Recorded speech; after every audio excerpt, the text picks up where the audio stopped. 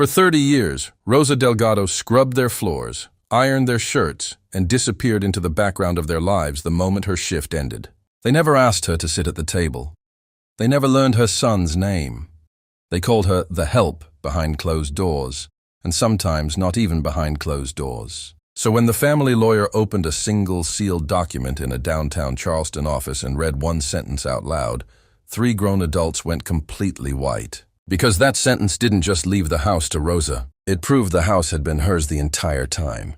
Everything you're about to hear is true to the pattern of real cases that have played out in courtrooms across this country. Watch till the end. The second twist is worse than the first. The Whitfield estate sat at the end of Magnolia Street in Charleston, South Carolina. White columns, wraparound porch, the kind of house that ends up on postcards. Everett Whitfield built his fortune in commercial real estate in the 1970s.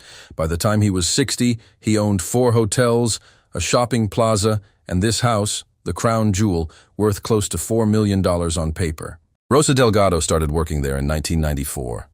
She was 26, freshly arrived from a small town outside Guadalajara, sending most of her paycheck home to a mother she wouldn't see again for 11 years. She cleaned. She cooked. She raised the Whitfield children almost as much as their own mother did, back before Everett's wife passed in 2003. And she never asked for anything more than what was written on her paycheck. The Whitfield children, Bradley, Caroline, and the youngest, Preston, grew up walking past Rosa in the hallway, the way you'd walk past a lamp. Present, useful, invisible. Bradley became a corporate attorney. Caroline married into old Charleston money and spent her time on charity boards that never once mentioned the woman who ironed her father's shirts for 3 decades.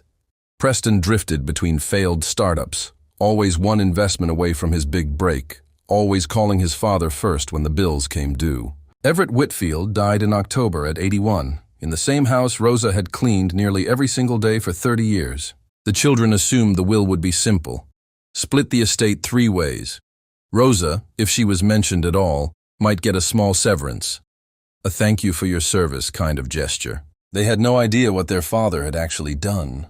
The reading of the will took place 2 weeks after the funeral in the office of attorney Marcus Delaney, a man who had handled Everett Whitfield's affairs for over 20 years and, notably, looked visibly uncomfortable the moment the family sat down.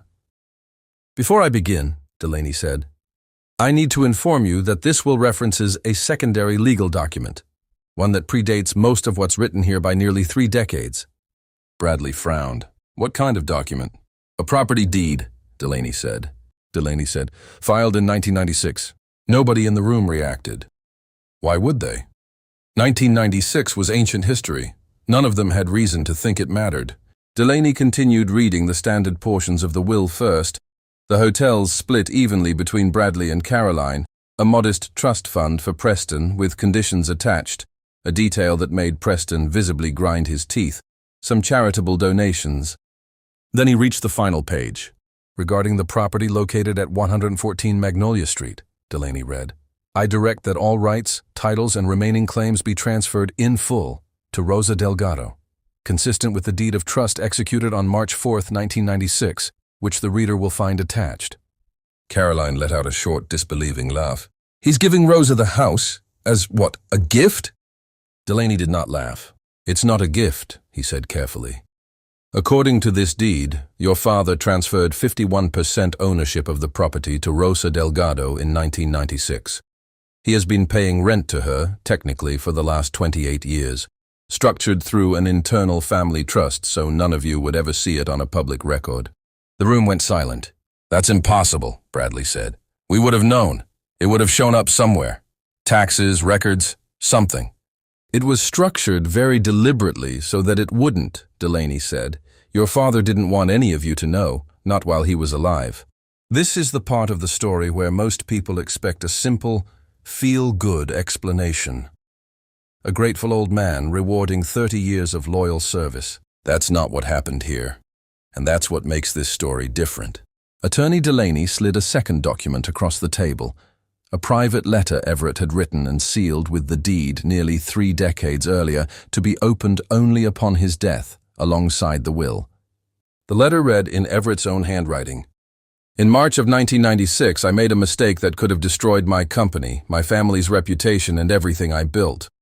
Rosa Delgado is the only person who knew the full truth, and she is the only person who never once used it against me.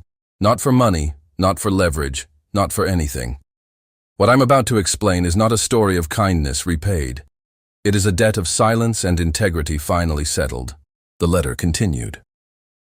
In 1996, Everett Whitfield had been under federal investigation for a zoning fraud scheme connected to one of his commercial developments. A scandal that, if exposed at the time, would have resulted in criminal charges, the collapse of his company, and the loss of everything his family depended on. Rosa, cleaning his home office one afternoon, had come across paperwork she wasn't meant to see. Documents that would have confirmed the fraud beyond any doubt to investigators. She had two choices: report what she found or say nothing. She said nothing, not because Everett paid her to stay quiet, not because he threatened her. In fact, Rosa didn't even fully understand what she was looking at, but she understood enough to know it could destroy the family whose children she had helped raise. She never told a single soul. Not her husband, not her son, not a lawyer looking for a payout. She simply put the papers back exactly where she found them and continued cleaning the house the next morning like nothing had happened. Everett found out years later that she had known, and he never forgot it. She could have blackmailed me. She could have gone to the press, to the police, to a lawyer who would have made her rich overnight. Instead, she said nothing, for reasons I don't think she ever fully explained even to herself. I gave her the deed in secret in 1996 because I didn't deserve to be forgiven quietly. I wanted to make sure that if anything ever happened to me, she wouldn't just be thanked. She would finally, legally, own the roof over the family she protected. Caroline was the first to speak, her voice shaking. So she's known this secret as for 30 years, and she never said anything to any of us? She kept your father's darkest secret for 3 decades, Delaney said. I'd say that's precisely the point. Bradley, the corporate attorney, immediately shifted into damage control mode. This deed, is it even enforceable? A handwritten transfer from 30 years ago structured this quietly. We should be able to challenge this.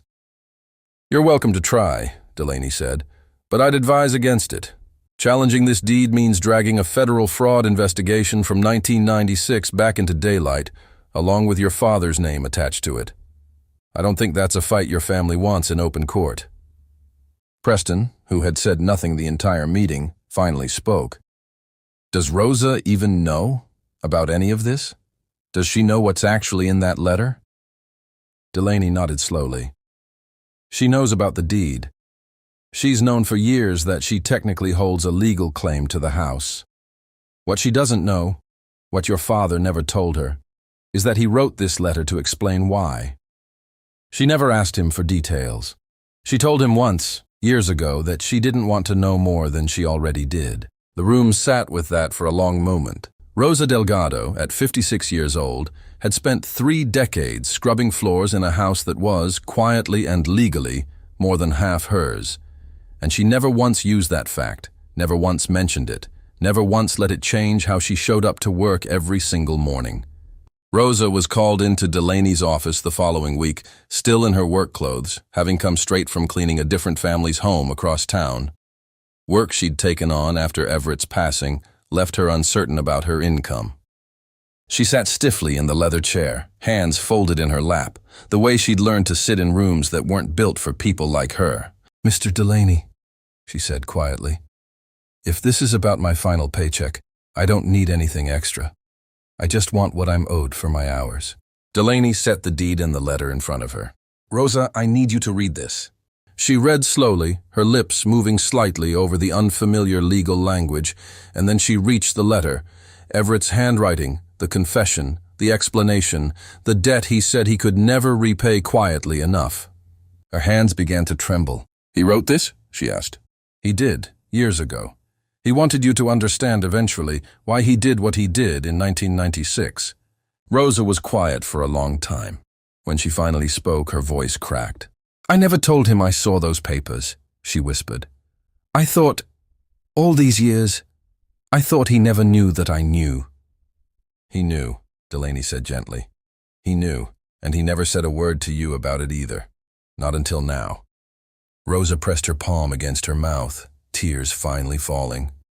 30 years of silence, carried quietly on both sides, finally meeting in the middle in a lawyer's office 2 weeks after the only person who understood it was gone. "I don't want the house," she said suddenly. "I never wanted anything. I just didn't think it was my place to say anything back then. I was scared. I had a son to feed. I didn't know what would happen to my job if I said the wrong thing." "That's exactly why he left it to you," Delaney said. "Not because you asked, because you never did." Here's where the story takes a turn almost nobody saw coming. 2 months after the will was finalized, Bradley Whitfield, the corporate attorney, the one most determined to challenge the deed, hired a private investigator to dig into the 1996 fraud case Everett had confessed to in his letter. Not to protect his father's memory, to find out if there was still money hidden somewhere connected to that old scheme. Money that, if it existed, wouldn't legally belong to Rosa at all. The investigator found something, just not what Bradley expected. Buried in old county records, cross-referenced with a shell company Everett had used decades earlier, was a secondary property, an undeveloped 14 acres of land just outside the city, purchased in 1996 under the same shell structure connected to the fraud scheme. The land had appreciated substantially over 3 decades. Conservative estimates placed its value near $2 million. And because it was purchased using the exact same trust structure as the house on Magnolia Street, the same year, the same legal framework, Delaney determined it fell under the identical transfer language in Everett's will. It too belonged to Rosa. Bradley's investigation, meant to strip Rosa of what she'd been given, had accidentally uncovered an entirely separate asset that legally extended to her as well.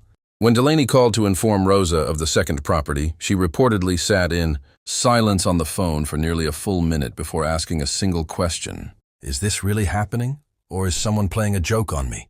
Rosa Delgado did not move into the Whitfield mansion. She sold her majority stake in the house back to Bradley and Caroline at a steeply reduced price, enough to cover her son's college tuition and pay off her small mortgage, but nowhere near what she was legally owed.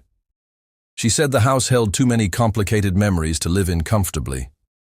The 14 acres of land, however, she kept. She didn't sell it. She didn't develop it into rental income or a business.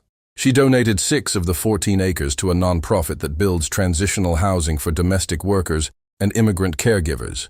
Women, she said in a brief statement to a local paper, who spend their whole lives inside someone else's house and never get to build one of their own. The remaining 8 acres she kept for her son, the only inheritance she said she genuinely wanted to pass down.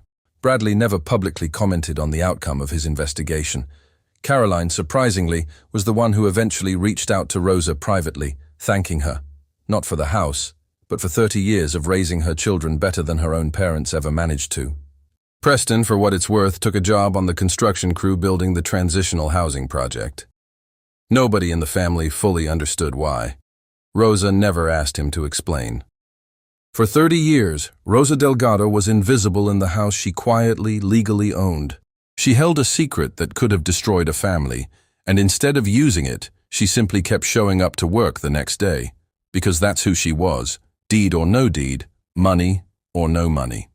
Everett Whitfield spent 30 years trying to figure out how to repay a debt that silence and integrity don't usually come with a price tag for. In the end, the real inheritance in this story was never the house on Magnolia Street. It was the reminder that the people who quietly hold your family together, the ones you walk past in the hallway without a second glance, are often the ones carrying the most weight, asking for the least, and deserving so much more than a paycheck.